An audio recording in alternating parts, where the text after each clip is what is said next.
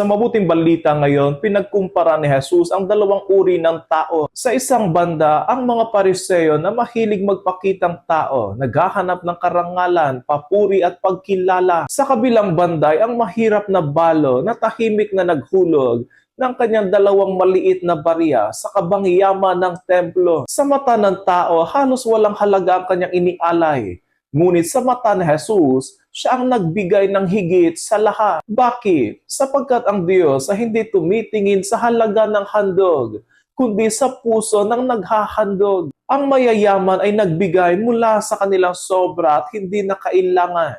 Samantalang ang balo ay nagbigay mula sa kaniyang kawalan. Ang iba ay nagbigay ng sobra nila. Ang balo ay nagbigay ng halos lahat ng meron siya. Hindi ang dami ng ibinigay ang mahalaga, kundi ang antas ng pagtitiwala at pag-ibig na nakapaloob sa handog. Madalas nating isipin lagi na marami ang nabibigay ng mayayaman, ng mga makapangyarihan, na may mga kakayahan. Ngunit ipinapakita ng mabuting balita na ang Diyos ay kumikilos sa pamamagitan ng mga pusong mapagbigay. Gaano man kaliit ang kanilang iniaalay. Minsan ang pinakamahalagang handog ay hindi pera, kundi oras, panahon, pangunawa, sakripisyo at pagmamahal. Mga kapatid, hindi tayo hinuhusgahan ng Diyos batay sa dami ng ating naibigay, kundi sa pag-ibig na inilalagay natin sa ating mga handog. Kaya huwag nating isipin na maliit lamang ang ating maiaalay. Ang isang simpleng sakripisyo, ang isang taimtim na panalangin, ang tahimik na pagtulong,